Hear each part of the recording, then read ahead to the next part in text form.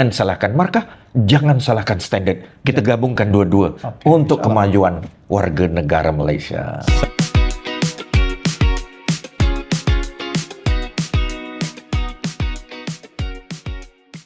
Assalamualaikum warahmatullahi wabarakatuh. Bertemu sekali lagi dalam podcast Dr. Jaka. Saya Jamil Adimin. Dan saya Qaduri Ahmad. Alhamdulillah kita berada dalam episod yang ke-9 setelah kita melalui episod 7 dan 8 dalam fasa 3. Masih dalam fasa 3 itu memperkukuh pelaporan perkembangan murid secara holistik melalui gabungan data akhir PBS dan peperiksaan pusat. Masih dalam fasa yang sama, cuma episod 9 ini kita memberi tumpuan kepada pelaporan summatif. Yang lepas kita dah buat pelaporan formatif. Dan yang ini pelaporan summatif. Okey, Dr. Kudi, boleh mulakan. Apa yang kita faham tentang pelaporan summatif?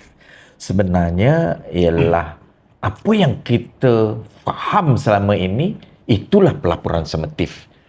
Pelaporan yang berdasarkan markah, yang apabila kita beri sahaja ujian, kita beri soalan, murid akan beri jawapan dan kita periksa. Hasil kita periksa itu keluarlah apa yang dipanggil markah, dan markah itu akan meletakkan di mana dia berbanding dengan kawan-kawan dia. Okey, doktor, ini gunakan perkataan markah. Bahasa Inggerisnya lah mark. Bagaimana mark itu dapat? Kerana selalunya guru mark kerja murid berdasarkan kepada tugas yang diberikan dalam peperiksaan. Betul. Atau sama ada soalan ke ataupun arahan-arahan apa sebagainya. Betul. Dia guru mark kerja murid. Daripada mark itu maka guru akan memberi angka. Yang kita markah. Boleh tak Dr. Gudi kalau dalam pelaporan summatif itu juga berbentuk skor? Boleh. Bukan markah. Apa beza antara markah dengan skor? Oh, good. Itu markah. Markah itu pun boleh dianggap sebagai skor. Tapi markah diberhenti kat situ, Dr. Jamil. Okey, skor ni boleh sampai kepada grade pula. Right. Maknanya skor tu lebih besar dia punya ruang lingkup dia. Markah tu, dari markah tu boleh ditransform menjadi grade. Itu pun skor. Itu skor. Sebab kerja murid boleh kadang-kadang dia dalam assessment ini dia tidak dipanggil sebagai memeriksa. Memeriksa kalau pemeriksaan, dia boleh juga sebagai rating. Boleh. Contohnya, katalah tingkah laku murid. Ataupun karanganlah contohnya, tulisan murid dalam dia punya tugasannya ialah bentuk tulisan, buat satu karangan. Dia punya datanya bukan semestinya dalam bentuk markah 10, 20 dan 100 sebagainya. Tapi boleh juga dalam bentuk rating.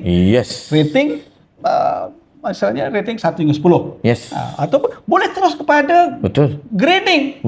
Boleh juga dalam bentuk band. Boleh kan? Itu semua skor. Itu panggil skor. Itu sebab betul lah ada orang kata, bila kita kata kita nak mentaksir iman. Susah nak bagi markah pada iman. Betul orang tu. Betul orang tu. Tapi kita boleh skor, kita boleh skor. Sebab kita boleh pakai rating macam-macam, Dr. Jamil, yang boleh kita menghasilkan skor, tapi bukan dalam bentuk markah. Betul. Kalau Thorndike kata, if anything exists, it exists in a certain quantity, it can be measured. Begitu juga dengan iman. Iman tu ada kan? Betul. Dan iman itu dikatakan turun naik. Ada benda ada turun dan naik. Yazid wa yanqus. Yazid itu naik, yanqus itu turun. Iman turun dan naik. Apabila sesuatu itu turun dan naik, maka ia boleh di skor. Ada skornya. Ya, betul. Bentuk skornya tebal lah. Berapa itu? Tapi mungkin susah untuk dimarkah. Tak boleh dimarkah. Markahnya berapa? Markahnya berapa? Oh, betul. Boleh diskor kan? Di sini antara skor dan markah. Tetapi apabila kita cerita tentang pelaporan summatif, ini yang berdasarkan markah. So dari markah tu kita boleh convert pada skor. Dari markah tu kita boleh convert kepada grade. Dari markah tu boleh convert kepada keputusan. Dan dari markah tu boleh convert kepada kedudukan. Itu Ya. Syabdul. Tetapi kita nak tengok pelaporan sumatif berdasarkan markah. Berdasarkan markah. Bagaimana, Ya. Dr. Jamil? Dan peperiksaan pusat itu, Ini untuk peperiksaan pusat. Ustaz, ya, peperiksaan pusat selalunya berakhir dengan markah. Walaupun sama ada markah itu selalunya diubah atau convert Pada grade. kepada grade Ya. atau kepada skala rating, Ya. ataupun kadang-kadang boleh juga kepada lulus gagal Betul. pun boleh juga. Boleh, boleh juga. boleh. Skornya ialah lulus gagal. Betul, betul. Macam ataupun iman tadi tinggi rendah. Imannya tinggi, imannya rendah. Dua Betul, saja. Itu betul. pun skor juga. Betul. Dan dari markah itu kalau tengok kawan-kawan kita di luar negara, dia boleh ubahkan kepada ranking. Ranking. Ha. Ya, betul. Kau duduk di mana, kau duduk daripada tapi bertolak dari markah. Betul, markah. Bertolak dari Okey. markah. Yang itu semuanya adalah berdasarkan markah, sama ada peperiksaan itu ataupun ujian itu diadakan secara berpusat ataupun di sekolah. Boleh saja, ya? Boleh saja. Boleh saja. Boleh Jadi saja. berdasarkan markah di sekolah, Betul. boleh juga berdasarkan markah yang Betul. di Betul. pusat. Kalau markah di sekolah, Dr. Jamil, apa yang populer di sekolah? Dari markah terus pada kedudukan. Selalunya macam itulah. Maknanya yang markah tinggi, tinggilah kedudukannya. Markah rendah, rendahlah kedudukannya. Saya masih ingat lagi dulu masa di sekolah rendah, sekolah kebangsaan Tebuk Jawa. Murid sekolah itu ada 32 ke 30 lebih murid satu Okey, kelas. okey. Satu kelas je. Okey. Sekolah kampung kan. Cara guru saya berdasarkan kepada pemerhatian dia, berdasarkan ujian-ujian dan macam-macam lah. Dan kuis dan sebagainya. Kami di rank kan. Direct. Nombor 1, 2, 3, 4 sampai 32, 34. So saya selalu dalam kedudukan yang ke Tinggilah. ialah Yang ke satu lah. Yang ke satu. satu jarang juga. Oh, jarang. Selalunya yang keempat, tiga, empat atau lima macam itulah. Berdasarkan markah. Berdasarkan markah. Mana tinggi markahnya, tinggi ranking dia gitu. Kemudian disusun pula tempat duduk tu. Dia ada berapa baris kan? Kata dari 1, 2, 3, 4, 5 atau 6. Nombor 1, nombor 2, nombor 3, nombor 4, nombor 5. Saya nombor yang meja yang ke 3 atau 4 lah selalunya. Okey. Jadi itu berdasarkan markah. Okey, Dr. Jamil. Tarik nafas sekejap. Boleh tak kita gunakan pentaksiran pelaporan sumatif berdasarkan markah itu untuk peperiksaan pusat? Yang muridnya ada 500,000. Boleh je. Kalau nak buat macam yang Dr. Jamil itu, macam mana tu? Nomor 1 dan nomor 500,000. Boleh ke tidak? Skornya 100 Dr. Jamil. Skornya 100. So apabila sejarah, ambil sejarah tu, kita rankingkan 500,000 tu. Di mana kedudukan saya? Kan payah juga kan? Ya. Oleh sebab itu, untuk peperiksaan pusat yang berdasarkan markah tu di-convert jadi grade. Dan dia dalam episod yang lepas, episod berapa 7 atau 8 kita pernah itu apa tujuan kita, apa objektifnya kan? Ya. Berdasarkan objektif. Betul. Kalau apa gunanya kita nak buat ranking 500 orang calon 500,000 ni. 500,000 ni. 500,000 Nombor 1 sampai 500,000. Nak sampai nomor 500,000. Apa pun, apa gunanya pun. Exactly. Jadi, macam seperti So nampaknya lain tu Dr. Jamil. Peperiksaan pusat dan peperiksaan dalam bilik derajah tu lain. Ya, betul. Sebab dalam bilik derajah daripada markah tu macam Dr. Jamil kata boleh terus pada ranking. Boleh sebenarnya. Sebab orangnya mungkin dia ada 35 ataupun 50 je. Tapi bila sampai 500,000 kan dah tak wajar. Tak wajar lah. Tidak So wajar. dari sini pelaporan sumatif berdasarkan markah untuk peperiksaan pusat. Kaedahnya macam mana Dr. Jamil? Orang yang paling tahu dalam dunia ni Dr. Jamil lah.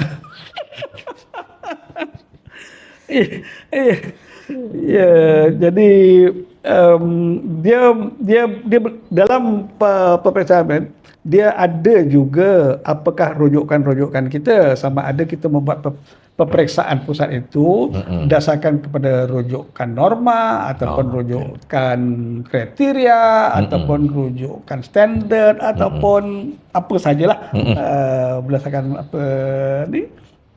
Kita pernah juga gunakan rujukan Lyman reference. Ini orang semua nak tahu tu Dr. Jamil. Apa dia? Orang semua nak tahu macam mana lembaga peperiksaan. Aduh, dan rakan-rakan lain uh, menentukan grade berdasarkan markah. Orang nak tahu nih, orang nak tahu nih. Dr. Jamil kena cerita nih, orang nak tahu. Saya nak tanya, adakah dia berdasarkan kriteria?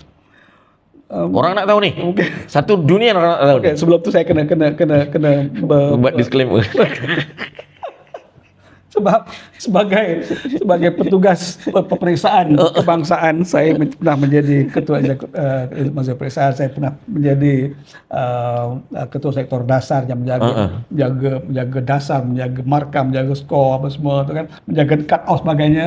Saya dah sign akta rahsia rasmi akta 72. Saya tak boleh reveal sebenarnya apa yang dibuat oleh lembaga peperiksaan ataupun peperiksaan, bagaimana dia ditentukan, tapi secara umum saya bercerita. Secara khusus cut off memang tak boleh. Tak boleh. Cut off tak dalam boleh. akta pendidikan, akta 550, ada beberapa perkara yang tak boleh reveal. Kalau saya reveal walaupun saya dah bersara, betul, Dr. Ribu dah bersara, masuk penjara. Okay. Masuk penjara. Alright. Yang tak boleh reveal pertama sekali ialah markah mentah calon. Ya. Anak saya. Mana kalau ada orang reveal tu memang berani betul lah orang berani tu. Betul. Okay. Memang tak boleh. Markah mentah, Tak boleh. Tak boleh. Tak boleh markah mentah, tak boleh. Yes. Anak saya dapat, katalah cucu saya baru-barunya SPM dia dapat 9A. Saya janji bagi 1A 100 ringgit. Saya kena bagi 900 ringgit untuk cucu saya. So saya tahu dia punya grade.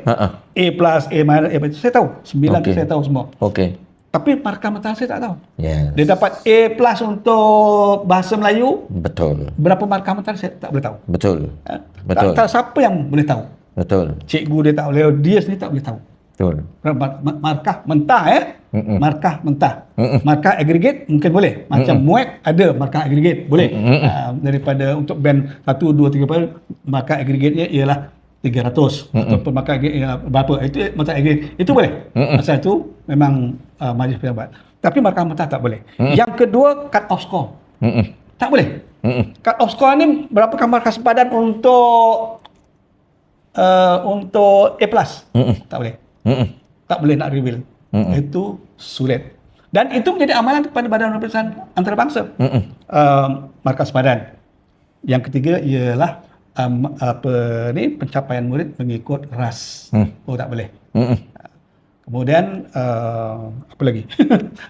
Okey, sekarang betul. Saya selalu bila bercerita ni ada 2 S yang memang orang tak boleh tahu.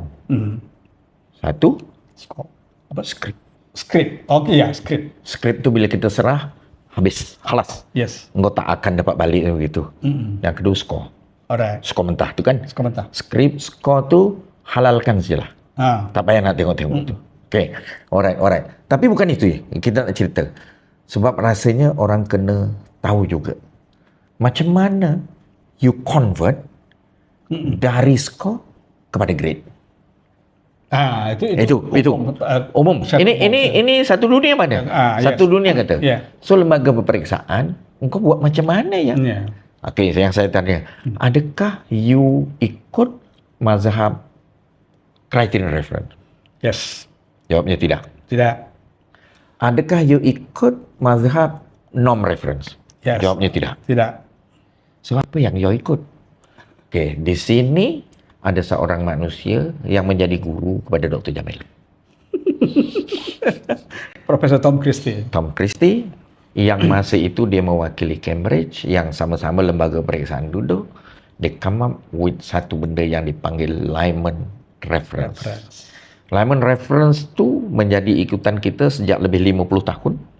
Bagaimana kita convert perkataannya daripada markah, sebab kita cerita tentang markah tadi, kepada grade. Rasanya yang kita boleh share itu je, Dr. Jamil. Itu saja. Untuk berlaku adil kepada semua. Untuk berlaku adil. Orang cari-cari, orang kata skornya 95. Itu semua tak betul. Tak betul lah.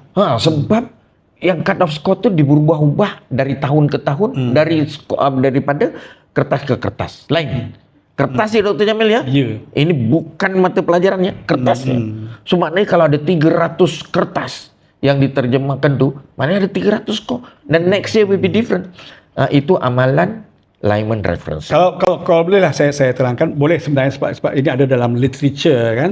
Apa itu norm reference, apa itu criterion reference. Betul. Norm reference itu ialah sebab mengikut Gaussian theory of normal distribution, manusia ini dari segi kebolehan, apa-apa sahaja kebolehan, tinggi, rendah, berat, ringan, dari segi apa semuanya, kecerdasan sebagainya, dia mengikut Gaussian theory of normal distribution. Ada murid yang sangat pandai, ada murid yang sangat tidak pandai, tapi rata-ratanya adalah yang sederhana pandai. Betul. Jadi kalau kita buat taburan markah antara yang sangat tidak pandai kepada yang sangat pandai, sangat tidak pandai itu markahnya sangat rendah lah kan, mungkin 1, 0, 1 apa ni, bawah 10 contohnya kan, sangat pandai 90 ke atas, contoh. Jadi itu memang ada, tapi bilangannya di sini sedikit, di sini pun sedikit. Sekitar bawah 10, di bawah 10. Yang banyakkan di tengah-tengah itu. Betul. Jadi tugas badan peperiksaan adalah untuk mengikuti teori oleh Gaussian theory of normal distribution itu. Jadi dia bersedaya upaya untuk mendapatkan skor bagi murid seluruh kalau 500,000 lah. Dalam bentuk normal distribution. Macam mana nak letakkan 500,000 tu dalam normal distribution? Macam-macam usaha yang dibuat oleh pakar, sama ada ditukar, dia convert kepada standard score dengan ataupun Z score ataupun dengan standard score dengan T score dan sebagainya. Betul. Ataupun apa-apa sajalah usaha mereka. Jadi untuk mendapatkan normal distribution. Tapi data itu dikumpulkan dengan murid-murid atau calon menjawab soalan. Dan soalan itu, ini kunci. Soalan itu mestilah duduk dalam kertas soalan atau instrumen yang sama walaupun soalannya lain. Ini kunci nih. So kertas soalannya kena sama untuk dapatkan taburan yang sama. Dan ini adalah cabaran semua exam body all over the world. All over the world. So tidak betul lah Dr. Jamil kalau disebut dia punya lengkok tu berubah-ubah. Sebab lengkoknya kena sama. Badan peperiksaan dia berusaha, pembuat soalan dia berusaha supaya dapat normal distribution. Tapi tidak semestinya boleh dapat begitu. Itu yang terjadi. Tetapi dia punya usaha bersungguh-sungguh membuat kertas soalan tu kena tidak ada dalam kepala ini untuk meluluskan budak. Tidak ada dalam kepala ini untuk menggagalkan budak. Tetapi untuk meletakkan mereka dalam satu lengkok berdasarkan Gaussian theory of normal curve. Gaussian tu siapa, Mel? Gauss pakar statistik lah. Dia pakar matematik. Of course dia pakar matematik. Yang duduk di Jerman dan tahun 18-an dulu. Okey. Tetapi untuk sampai ke situ tu dia buat beribu-ribu observation. Untuk melihat bagaimana taburan orang apabila duduk dalam satu kumpulan. Dan hasilnya tu memang diikut oleh orang satu dunia. Itu kalau norm reference. Dan bila norm reference kita mesti ada normnya. Betul. Sekarang ni kita tak ada normnya kan. Apa normnya? Normnya selalunya diambil daripada calon-calon yang sebelumnya. Betul. Jadi dia punya assumption andaiannya ialah kalau kurikulumnya sama, guru-gurunya sama, kertas soalannya pun dibuat hampir sama sebenarnya. Jadi hasilnya pun mestilah sama. Tapi tidak semestinya sama. Itu masalahnya. Jadi apa yang dibuat pakar-pakar pentaksiran dicuba, itulah termasuk Lyman tadi. Lyman reference. Lyman bukan melacak orang, tidak. Dinamakan Lyman. Sebab kalau sebaliknya, kalau misalnya criterion reference, dia ada kriteria tertentu. Untuk budak yang dikata yang pandai ni, dia boleh budak yang macam ni. Budak yang sederhana ni, budak yang macam ni kan. Ada kriteria-kriteria yang telah ditetapkan lebih awal. Malah ada yang pakar mengatakan bahawa kalau kita buat criterion reference, dia cut off score-nya tak boleh ditukar. Sama setiap tahun macam itulah cut off score. Itulah cut off score-nya. Jadi unfortunately bukan semua, tak ada semua badan peperiksaan seluruh dunia yang boleh ditetapkan dia punya cut off atau dia kriteria. Harapnya itulah dia punya hasilnya. Sebab Gaussian theory of normal mesti diikutipati juga. Jadi kalau kalau katalah dia buat markahnya tadi, boleh katakan semua tinggi semua. Jadi macam mana kita nak buat-buatkan? Betul. Sedangkan kalau Siapa yang tak betul, Dr. Emil? Kalau markahnya tinggi semua tu, orang yang buat soalan. orang yang buat soalan, yang memeriksa pun. Iya. Yang Dia kena tengok memeriksa yang membuat soalan. Sebab kalau yang membuat soalan tu betul, kalau yang memeriksa tu betul, kita akan letakkan dia pada lingkup yang sama. Itu pengalaman tu. Betul. Dan malahan ada yang mengatakan bahawa what is the point of having test or examination if everybody Skor high. Apa? Katalah semua orang dapat A. Kenapa semua nak A? Untuk apa? Untuk apa? Untuk apa? Begitu juga dengan sebaliknya. Betul. Kalau semua orang tak lulus, semua orang nak F. 500,000 satu Malaysia, semua orang dapat A dalam matematik, okey ke tu? Orang tu okey, tapi pemeriksaannya tak okey. Tak okey. Tak okey. So, tak boleh discriminate. So, nak buat apa? Nak buat apa dibandingkan saya dapat matematik tambahan A+, tapi agama Islam F. Pula. Kenapa dibanding? Kalau dah memang macam tu, begitulah. Bagi saya begitu saja. Tak perlu di apa? Tak perlu nak dipertikaikan. Kalau tak puas hati, appeal. Appeal tu maksudnya semak semula. Boleh bertukar, boleh tak bertukar. Sebab yang membuat manusia yang buat tidak sunyi daripada kesilapan. Itulah rasanya prinsip yang kita pegang ialah kita akan mengeluarkan kertas soalan yang sama dengan soalan yang berbeza. Yang dikatakan standardized gitu kan? assessment. Itu yang kata standardized. Standardized. Kalau tidak, bukan standardized gitu. Tidak. Maknanya kertas soalannya mesti sama. Lembaga periksa akan kawal untuk memastikan kertas soalannya sama dengan soalan yang berbeza. Itu mencabar. Macam-macam sebenarnya usaha yang dibuat oleh pakar-pakar pentaksiran. Bukan yang tadi saya kata stokastik. Yang tak pernah saya cakap stokastik tu. Dia boleh terapung apa? Markah 5 tu bagaimana? Ataupun kadang soalan ataupun item-item yang digunakan itu dia kalau IRT dia gunakan di-anchor kan. Item ini di-anchorkan dengan item yang lepas. Itu by IRT. Di-anchorkan tu dipasakkan. Jadi dia tidak lari daripada apa. Kalau item dia mengukur ini yang dulu, yang akan datang pun mengikut juga sama.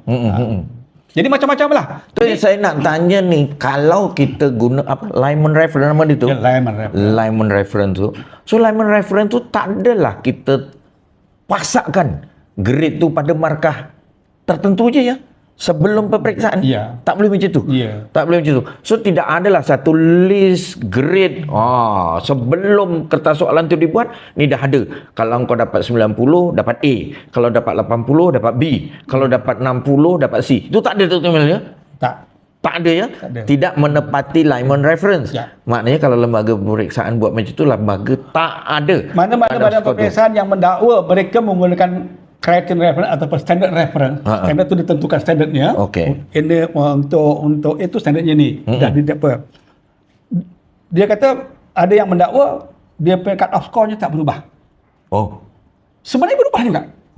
Sebab dia nak sesuaikan dengan normal distribution, Gaussian theory of normal distribution itu. Jadi bagi saya kalau saya di Metanasial, adakah perlu cut off score tadi yang sulit tu tidak sulitkan? Bagi saya tak ada no point. Lebih baik teorinya tak gitu kan. Teorinya gitu. Saya tertarik dengan tulisan Dr. Amin Salim dalam hari ini punya hari ini ada tulis dia. Ada tulis Dr. Amin Salim tentang mengapa boleh tak kita bandingkan SPM dengan PISA, TIMSS dan saya setuju. Sebab apa yang diukur tu tak sama. Apa yang diukur dalam SPM dengan apa yang diukur dalam PISA, dengan TIMSS dan CPLM tak sama. Dia semua tak sama. Apa dibandingkan? Tak payah nak susah bandingkan SPM. Tak payah. Ada yang mengatakan bahawa SPM urusan meningkat, tapi PISA turun. Katalah saya nak cari yang katalah SPM tu mengukur tinggi, Dan PISA itu mengukur berat. Perlu ke orang yang tinggi itu mesti berat? Tak semestinya. Tak mesti kan? Itulah. Boleh tak orang yang tinggi itu tapi ringan? Boleh tak? Boleh. Boleh kan? Orang yang berat itu tapi rendah? Boleh tak? Betul. Ah. Walaupun secara ada lah korelasi antara tinggi dengan berat. Betul. Tapi tidak semestinya. Tak semestinya. Apa yang diukur oleh SPM dengan apa yang diukur oleh PISA tak sama. Betul. Dia punya calonnya pun tak sama. SPM total population. PISA sampel je. Berapa orang ya? Berapa orang PISA itu? Beberapa ratus 500 lebih kurang. Dan SPM murid-murid 17 tahun. Oh. PISA murid 15 tahun, 14, 15 tahun. Oh. Jauh tu.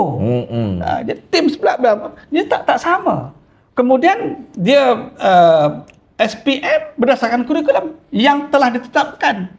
Kurikulum kebangsaan. PISA tim dia tak berdasarkan kepada kurikulum. Kurikulum dia sama. Mana-mana negara. Negara yang menyertai kurikulumnya tidak sama. Macam mana boleh you bandingkan? Tetapi SPM itu boleh digunakan untuk murid-murid menyambung pelajaran di peringkat universiti dan sebagainya, dan ternyata mereka boleh. Dan kita lihat ya walaupun tidak semestinya Dr. Kodri daripada saya mungkin Dr. tak selalu menyatakan Dr. tak pandai matematik. Saya pandai, kan? Tapi saya boleh berjaya. Tapi di situ kita nampak bahawa SPM itu masih boleh digunakan untuk apa-apa tujuan kita. Tapi kalau kita ambil semangat yang positif boleh tak Dr. Jamil? Sebab kita ada dua skor tu. Skor SPM ada, skor PISA pun ada. Okey? Kalau ikut pandangan Dr. Jamil tadi, skor SPM kita tu agak stable nanti. Ya. Dia tak ubah-ubah. Ya. Tapi bila kita ambil PISA, kita rendah. Menyadari itu, kita berusaha menambah baik pencapaian PISA kita. Ya. Contoh. Boleh, tak ada masalah. Dengan meningkatkan pembelajaran matematik. Boleh, betul. Tetapi jangan ada di antara kita, kalau bertambah baik pun kita punya graf tu akan berubah. Pelan-pelan. Yang ini kan, kita punya PISA tambah baik, rupa tu grafnya akan black tu. Grafnya tak semestinya. Sebab graf itu akan terus sama walaupun kita punya kualiti bertambah baik. Ya, betul. Boleh tak kita gambarkan itu? Boleh. Okey, kita fokus hari ini Dr. Jamil ialah kerana kita nak bercerita tentang pelaporan sumatif. Ya. Yang berdasarkan markah. Ya. Tapi peraturan pelaporan sumatif berdasarkan markah itu tidak akan mengeluarkan markah dia. Ya. Dan kita di Malaysia kita convert kepada grade. Dan apabila kita convert kepada grade itu kita menggunakan pendekatan yang dipanggil Lyman reference. Ya. Yang bukan kita saja yang guna. Ya. Yang bukan kita saja yang guna. Dan itu rasanya rakan-rakan kita yang membuat berdasarkan Cambridge akan guna Lyman referencing.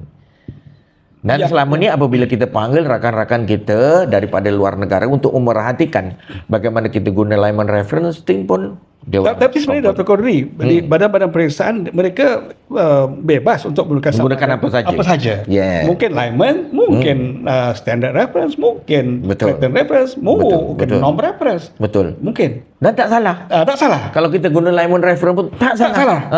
Sebab mungkin kita punya founding fathers dulu dan setelah mendapatkan input daripada orang nasihat dari seluruh dunia, Lyman reference is the best for Malaysia. Contoh. Tapi kalau misalnya nak tukar kepada pun tak ada masalah. Ada. Tapi lebih baik daripada itu. Ingatkan bahawa tidak semestinya kalau you kata kalau kita mengamalkan criterion reference, cut off score-nya tak boleh diubah sama. Salah tu. Sebab kita nak ikut normal Gaussian theory of normal distribution. Apa jadi kalau misalnya dengan cut off yang ditetapkan tak boleh berubah. A plus mesti 85 atau 80. Contohlah kan. Tiba-tiba semua orang dapat A plus. Ataupun tak ada seorang pun dapat A plus. Apakah itu yang dikehendaki oleh masyarakat? Apakah itu yang dikehendaki oleh murid-murid? Betul. Betul. Betul. Betul. Dan kita sangkaan kita bahawa kalau kriteria reference ada kriteria tertentu, maka markah tak ubah. Salah, tak betul. Badan pemeriksaan jasa pernah pergi banyak. Badan pemeriksaan pergi, ETS apa ni, saya pergi. Walaupun dia mendakwa itu ialah kriteria reference, cut off-nya tetap boleh diubah. Yang penting ialah kestabilan. Betul. Kestabilan apa ni? Betul. Dan satu kestabilan dan sesuai dengan teori Gauss tadi tu. Betul. Teori normal Gauss itu sesuai. Jadi sebenarnya tidak salah mengubah cut off. Betul. Walaupun yang didapati tak sama, tidak Betul. salah. Saya tak katakan bahawa berapa apa adalah cara-cara yang mereka buat. So, kita punya pelaporan summative berdasarkan markah ni is relative. Relatif. Kan? Sangat relatif. Dia bukannya macam berdasarkan gitu. So maknanya kalau relatif, tiap-tiap kali kita ada peperiksaan, cut off-nya berbeza-beza. Boleh berbeza, boleh tak beza. Yes. Boleh berbeza, boleh tak berbeza. Berbeza, maknanya boleh gitu. Kalau ada orang yang mendakwa tahun ni saya dapati ada pihak lembaga besar mengeluarkan cut off, salah tu. Betul. Bagi saya lah kalau apa ni, Sebab tak betul. boleh tu maknanya boleh ganjak. Sebab kita punya cut off bukan absolute. Bukan absolut. Kita punya cut off relative. Yes. So ini kita kena sama-sama faham, Dr. Jamil. Kita tak boleh nanti bertengkar ataupun berbincang atas dasar yang berbeza. Sebab kita cerita pasal pelaporan. Yes. Apa yang dilaporkan oleh lembaga pemeriksaan, apa yang dilaporkan oleh majlis pemeriksaan, Yes. bagi saya itu sudah betul. Yes. Jangan bertikai lah. Betul. Saya, jangan bertikai. So bila relatif, kita pakai teori relatif lah. Ya, betul. Bila absolute, kita pakai teori absolute. Betul? Ya. So antara relatif dan absolute tu rasanya kita kena saling faham, memahami. Okey. So kita punya pendekatan ialah position. Yang kita laporkan grade tu is your position. Ya. Itu bukan your performance. Ya. Ini satu lagi. Is your position. Goblok macam mana pun.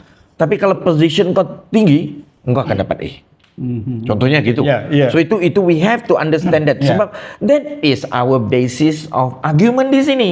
So kalau kita boleh appreciate each other bahawa apa yang kita laporkan dalam pelaporan summative berdasarkan markah ialah sesuatu yang relatif dan ianya position. And we have to understand that. Kalau position pun bukan position yang original. Kalau position itu selalu norm reference. Norm ni secara norm kamu berada di sini. Betul. Kamu berada di sini, berada di sini. Betul. Jadi kamu dapat markah 70. Kawan kamu dapat markah 80. Position kamu ialah di belakang. Kawan kamu. Position. Tapi itu pun kita tidak secara apa ni. Betul. Sepenuhnya position. Tapi bukan absolute yang mengatakan grade B itu mesti 60. Bukan gitu. Tidak. Bukan gitu. Tidak. Tak ada badan pemeriksaan yang buat macam tu. Tak ada. Tak ada. So siapa-siapa yang saya boleh reveal lah. yang berpegang macam tu kena taubat lah sikit. Okay. So it is not absolute. So kita nak share lah. Bagi kita berdasarkan pengalaman kita ialah grade kita relatif dan bukan absolute. Grade kita relatif dan bukan absolute. Jadi nanti kalau misalnya ada yang kita gabungkanlah dengan formative assessment. Exactly. Kalau tak berpuas hati dengan pencapaian atau prestasi dalam mata pelajaran tertentu, yang lain dapat A, kenapa ni tiba-tiba dapat G? Betul. Kan sebab tertentu. So apa yang kita cuba cerita di sini Dr. Jamil ialah untuk pelaporan summative berdasarkan markah yang diamalkan di Malaysia, kita menggunakan pendekatan bagaimana kita convert the mark into grade.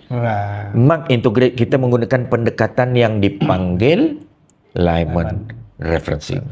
Kecuali ada perubahan besar berlaku tu, Lyman referencing. Dan Lyman referencing itu bentuknya relatif dan tidak absolute. So tidak kalau katalah kita nak share the cut off keluar pun sebab cut off tu tidak sama. Dari tahun ke tahun, dari kertas ke kertas.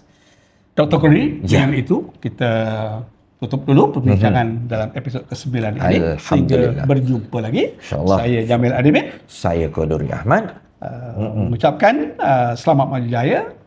Terus menonton podcast Dr. Jaka bagi episod yang seterusnya, episod yang ke-10. Betul. Yang akan Jangan salahkan markah, jangan salahkan standard. Kita gabungkan dua-dua untuk kemajuan warga negara Malaysia. Assalamualaikum warahmatullahi wabarakatuh. Waalaikumsalam warahmatullahi wabarakatuh.